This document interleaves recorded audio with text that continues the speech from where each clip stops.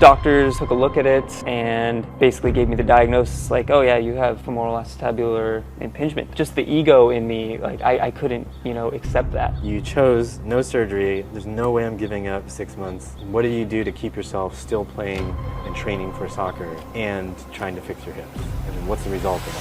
If you have hip pain and you've been told it's from FAI or hip impingement, you're going to want to listen to the story of physical therapist Dr. Garrett. Dr. Garrett himself has hip impingement and hip labral tears and has transformed his body from a stiff, rigid, painful body into one that is mobile, strong, and capable of doing so many different things. For most of his life, he wasn't even able to squat deep, and his hips got so painful he wasn't even able to get in and out of a car without snapping and popping. In today's video, we're going to talk about where Dr. Garrett's hip pain started. We'll even touch on how his shoulder pain changed his whole mentality about his body. We're going to talk about the failures he's had with hip impingement in training his body and also in working with other people like clients and patients. We're going to talk about some of the myths of flexibility and hip impingement, like doing the splits and whether or not it can help you. And we're going to talk about how long it actually will take somebody to get better when they have hip pain and the hip impingement bone shapes. So if you're ready, let's get ready to think right, move right, and feel right. All right, Garrett, so give us the background on your flexibility, on how you ended up with a hip impingement diagnosis, all of that leading up to that hip impingement diagnosis. I think it all started from just my sports career growing up, playing soccer and football. I always had inflexible hips. Like there's not a single baby picture of me sitting in a deep squat. Okay. So there's no evidence of me having genetics suitable for, hip mobility. I would say when I got to high school and we started doing strength and conditioning, lifting in my freshman year, we had a strength coach who had us going ass to grass with everything, just full range everything. And I was one of the only people who, I'm young and I can't squat deep. Right. Even with a counterbalance, like holding weights. There was no pain at the time, really. Like, I was just hitting bony blocks. But, I was never at a point where I was feeling like a lot of pain in the hips. I just always felt restricted. And then, as my athletic career progressed, I played soccer in college. I started to develop actual hip pain, like around, my sophomore year. And I didn't know what was going on. I thought it was maybe just a little injury. And I would rest like every other injury and it would get better. But it just actually kept progressing from there. And I'd say like around my junior year, I wanted to understand what was going on a little bit more. Doctors kind of took a look at it and basically gave me the diagnosis like, oh yeah, you have femoroacetabular impingement. And the only way you're going to be able to squat deep, because that was my main thing. Like I was always drawn to the aesthetic of a deep squat because I was very much into Olympic weightlifting, into the performance side of training, but I couldn't achieve depth in those positions. I was one of those people who just warmed up for an hour and a half before I would do a strength session. And still couldn't get deep, even with all that warm up. Not really. I mean, it would help a little bit. But it just wouldn't be like a good fix. I still had to wear like 1-inch heel Olympic weightlifting shoes to take away my ankle mobility and allow me to squat a little bit deeper. It's very hard to squat in stilettos is what I hear. So. Yeah, I would take my stilettos to the gym. Whatever you have to do. And I would get hit on by some funky people. But basically, so I'm just telling, medical practitioners like what I want to achieve. And they're like, oh yeah, don't even bother. You're just going to end up with arthritis. If you keep going into these ranges that you're not built for. Mm-hmm. And looking back, like they're probably right in some degree. Like if you keep running into these bony blocks, you keep running into pain, you're probably just going to keep making the pain worse. Right. Like it's not going to adapt in the way that you want it to. Right. But, hearing that, I was already kind of invested in mobility training at the time. Just through people like Kelly Starrett, learning about, joint mobility, what to do if you have hip impingement. So I would say that year of me knowing I had painful hips and it progressing to a point where it's like not getting any better, it's probably getting worse, I was still kind of exploring mobility and what makes my hips feel better temporarily. And then, of course, I would go into my training, whether it's strength and conditioning or, soccer practice and stuff, and it's just feeling worse. It was like I was putting out the fire a bit, but it wasn't lasting. I would just kind of reignite the flames. So earlier you had mentioned that getting in and out of cars even was was it painful or was it clicking? Well, all of it, you know. Okay. I would say just that motion of that hip abduction and external rotation, it would just be a catch and also just sharp pain. I would say a lot of just any activities of daily living where I'm getting into a hip flex position and then having to move laterally, it was more just sharp pains at end ranges. Got it. So then you talk to the doctor just says, well, bad bone shapes, we got to shave them down, otherwise you'll never be able to squat deep. Did they say soccer would be more comfortable? Did they, like, what promises were you hearing about this? Well, we didn't really go into a lot of that, you know, but me just doing my own research, like, and asking other surgeons and doctors, like, you know, what does this surgery entail? Like, looking it up on YouTube, and it's like, you're cutting through the joint capsule, you're cutting through the glutes, and it just didn't seem like something that I wanted to go through because it would probably leave me more weak if something gets cut open. Mm-hmm. So also, I just didn't want to take time off my sport, you know, because it's a extensive recovery. It's like a 3-month recovery. Minimum. Yeah, well, it was 6 weeks you're locked out in a brace. Right. And then, 3 months and then 6 months till you're like back doing sports specific things and like, Hopefully, yeah. And like, I didn't have that time, you know? Yeah.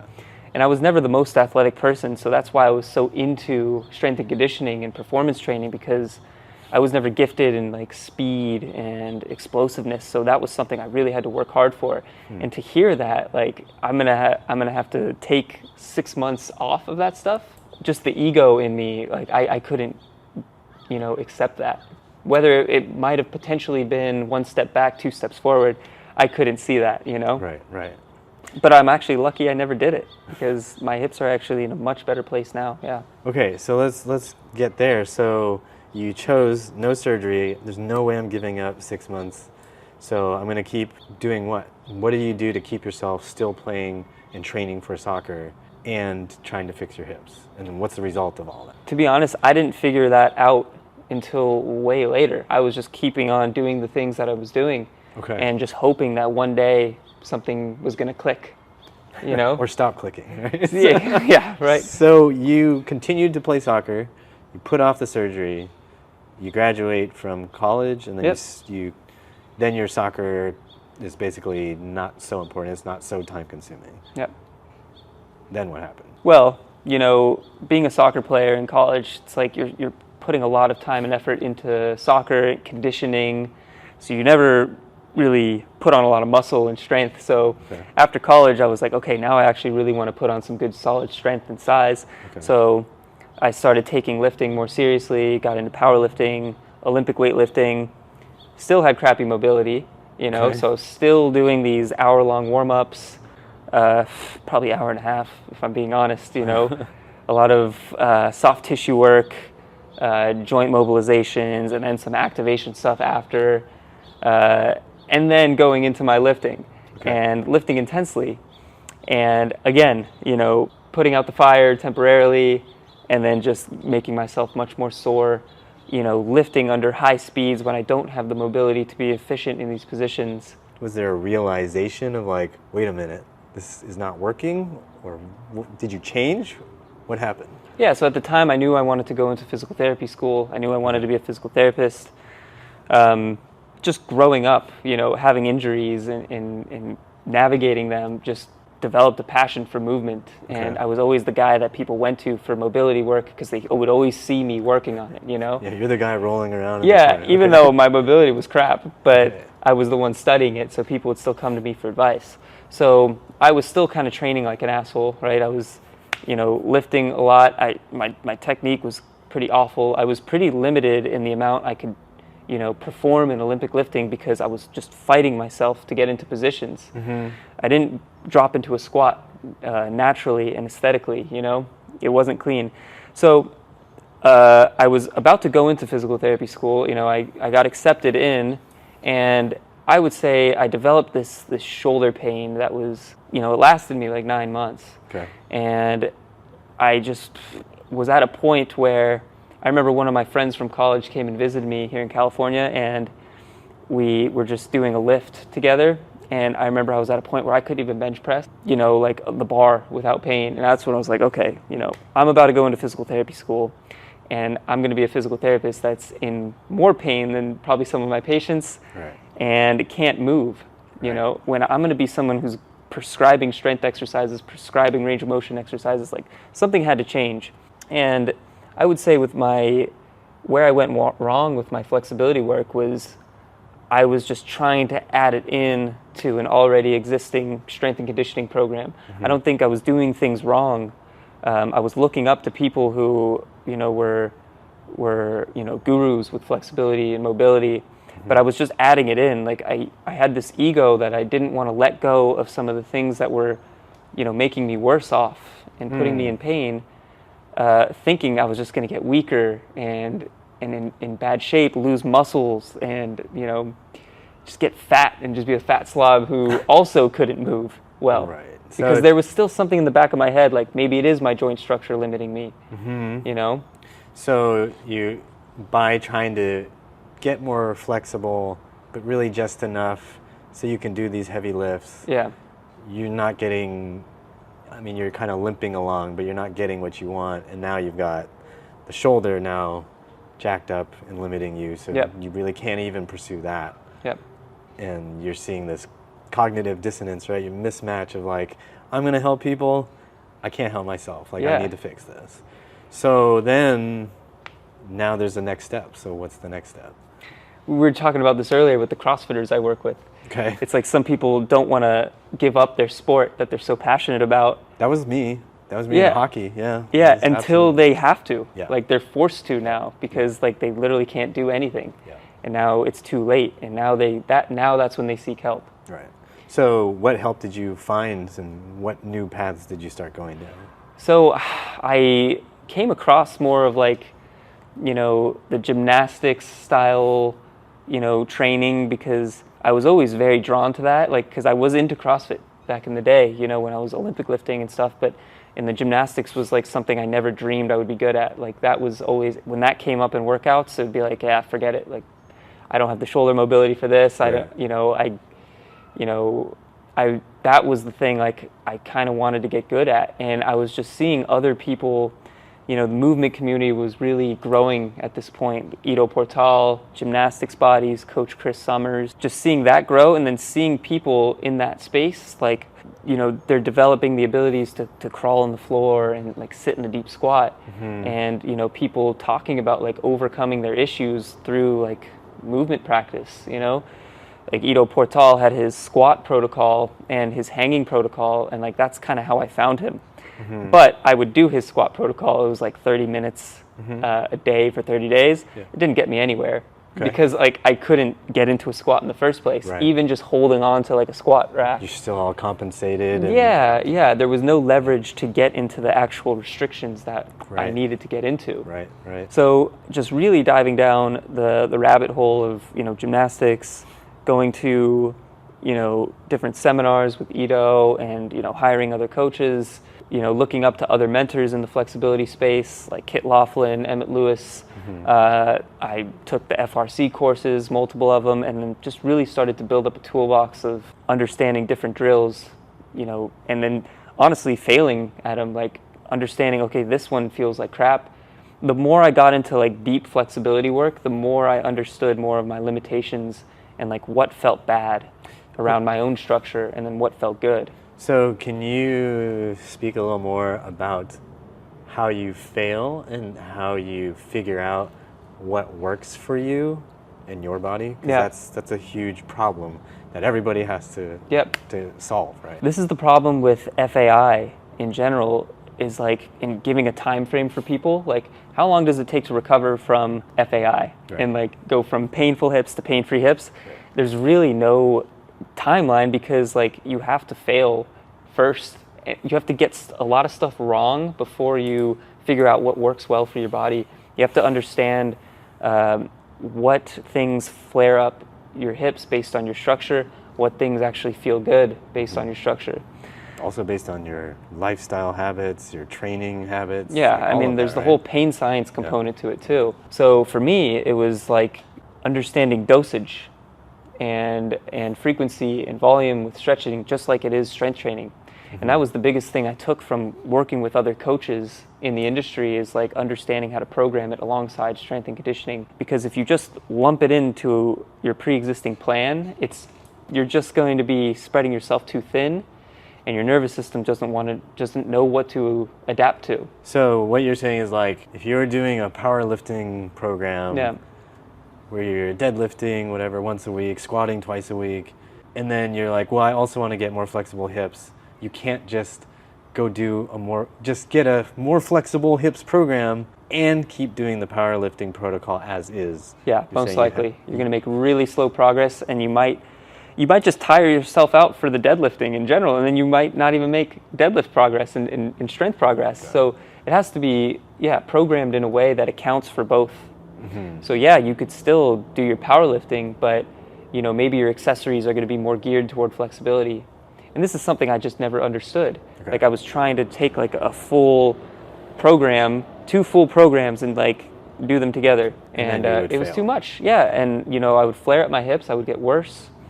And back when I was playing soccer, like, there was never a point where it was like I'm limping when I'm walking, or it's hurting at night.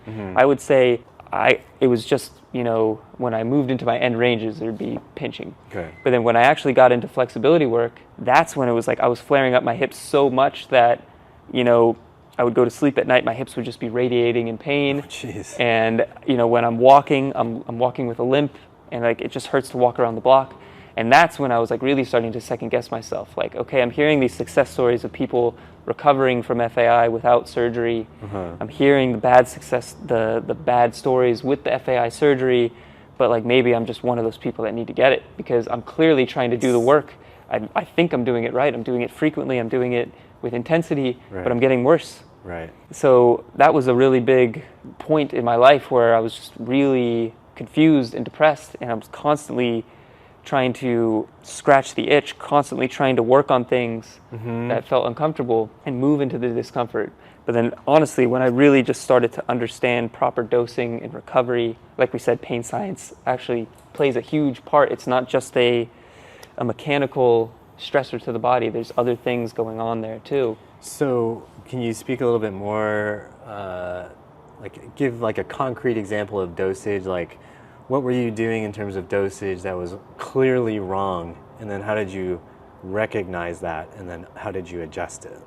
Yeah, it's tough to look back and give clear examples there, but one is just choosing wrong exercises, going in too intense too early.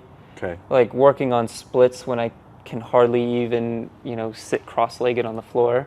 Okay. I do think having the goal of like working to these bigger positions allows you to see more smaller progress along the way, but I was just kind of jumping the gun with a lot of that stuff.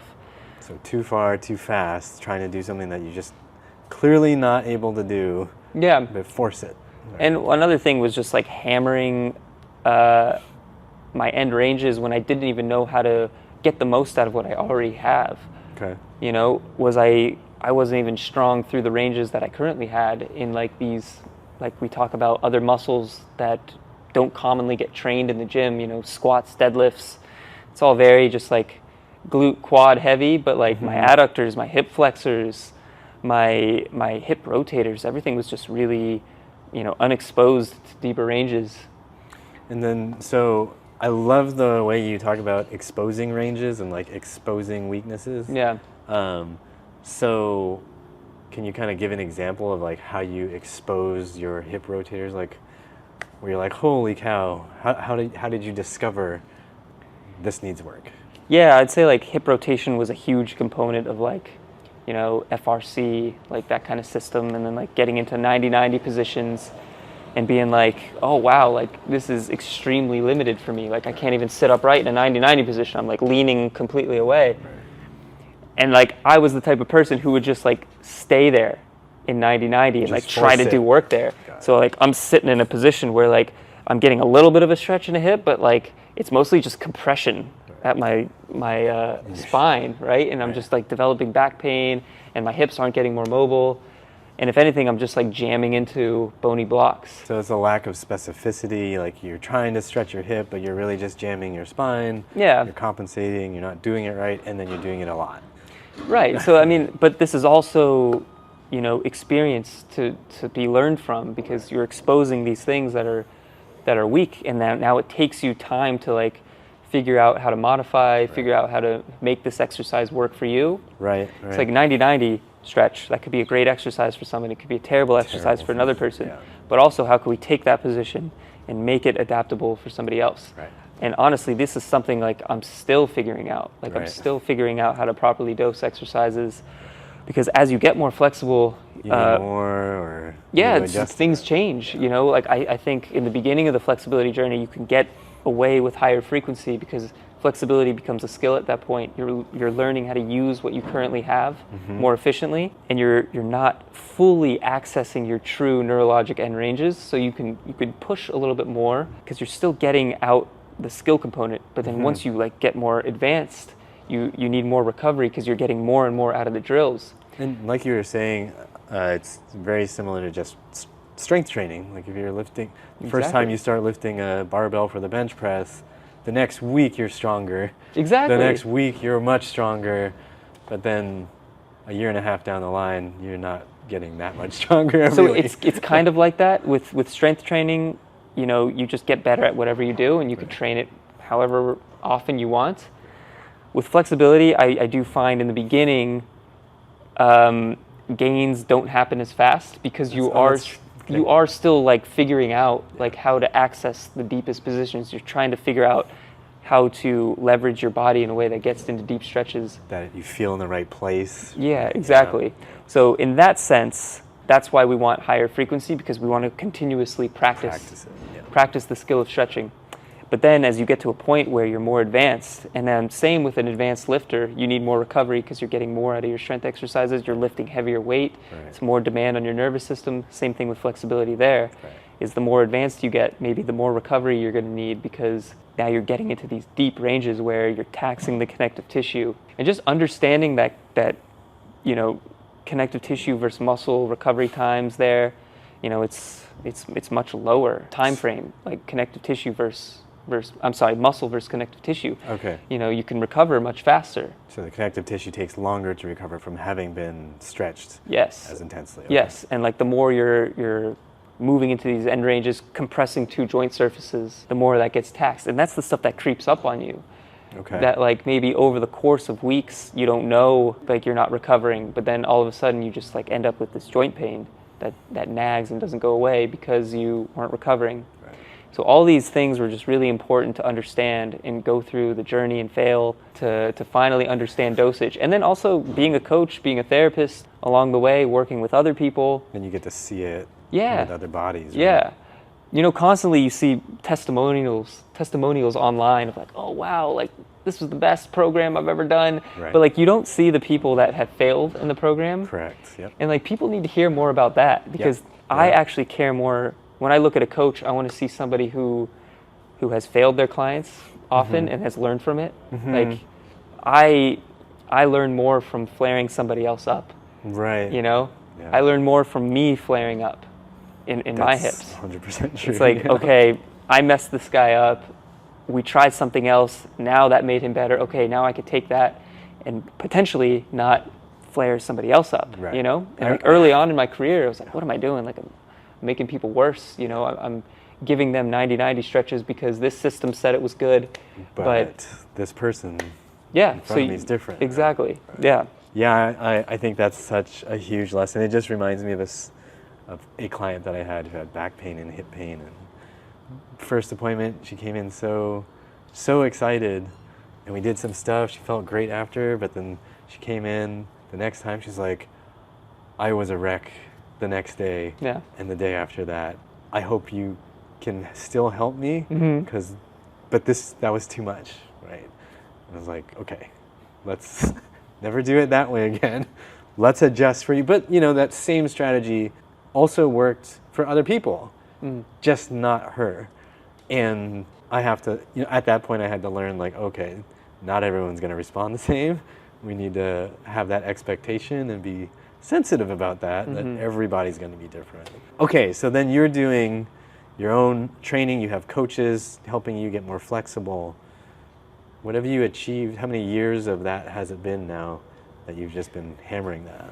Well, I would say ever since I don't know if we want to count the flexibility work I was doing. No. Let's count the good stuff. That, Okay. like, where you're like, I would say I really got stuck in, around 2017, 7-8 years, something like that. And I would say like the first 3-4 years of that, it was really slow progress. Okay. Really slow. I would say it took me a good like 2.5 years to develop a deep squat from, being just somebody who could squat to not even parallel and have impingement, Yeah. Like it was there where I was like, okay, I've achieved this. It looks okay. Now I want to, explore other more advanced, flexibility feats such as splits, because now I'm more invested in gymnastics and calisthenics. Right. I wanted to do handstands, skills related to that. A lot of my clients that I work with FAI, I don't give them the splits, like you don't need, wise, you don't need the splits to get out of pain. Like right. There's such a big misconception, we're going on a tangent here, that more flexibility equals less pain. Yet, not necessarily. No, right? absolutely not. And in fact, you see a lot of yogis who have this Makes lot it of way worse. Yeah. passive flexibility with no strength there, and they're in more pain. It's like we can't correlate the two. Right. So I would say that was something. I tell people this all the time. It's like people come to me like, "Hey, I have FAI. Like, I want to do the splits too." It's like, what do you really want here? Because I will say the more I've worked on my splits, the more I've flared up my issues. And it took a more delicate approach towards getting the splits, which you can do. You can take this very delicate approach. You can achieve a lot of great things, even with bony, abnormalities. Right. Different morphology. You just have to really respect your structure along the way. You have to, I think it's like what you're saying is you need to be more attentive and skillful about the pursuit. Yes. Where somebody maybe their bone structure is different and they can throw themselves at it and there's no problem. But that may not be you. You might have to be careful. And I think it's just wise for everybody, no matter whether they've had a bone scan or not, to just assume you need to be a little more careful about going for the splits. Right. There are some people out there who actually say like your bone structure doesn't matter. Like it's all the muscles. And yes, it is the muscles, but your structure does kind of matter, I'm one of the people who's more on the side of just the amount that the bones matter isn't enough for you to think about it so much. And what are you going to do? Yeah. You're not going to change it. So just focus on what you can control, which is your muscles, right? I think people blame their structure too much on why they can't get flexible. That's bullshit. Right. But what I'm saying is you could get more flexible. You could develop very extreme ranges if you just respect your structure around that. Understand how to create a bit more space. Right. At first, you might have to turn your feet out a little bit more when you squat. You might have to anteriorly tilt your pelvis more when you try to stretch middle splits. Now we had to cut the conversation short there because the camera malfunctioned and we were losing light, but we did continue the conversation, and if you want to see the rest of that conversation, drop a comment down below and make sure you subscribe. In the next video, we will be talking about how to stretch properly, how to strengthen things properly, what muscles you should be concerned about, how to improve hip rotation in a principled way, and it doesn't mean just hammering at rotation, and we'll talk about the real limitations that the bone shapes of FAI and hip impingement might cause you, and how Garrett himself has dealt with that in his training protocols. If you are struggling with hip pain, I do encourage you to go to my website at uprighthealth.com/FAI, and you'll learn more about the Healthy Hips program, which will help you rebuild your hips at home. If you are a real athletic person who's got hip pain and the FAI diagnosis, I strongly encourage you to check out that program, but also check out Garrett's YouTube channel and his website. I will drop links down below. You can even sign up for coaching to get one-on-one attention from him to help you program your training to improve your flexibility, improve your comfort levels while still being a competitive athlete. Make sure you subscribe so you don't miss out on part 2 of this interview. If you want more videos in the meantime to help you with your hips, check these out here. Like, share, and subscribe with the bell notification on. And as always, I hope you remember that pain sucks. Life shouldn't.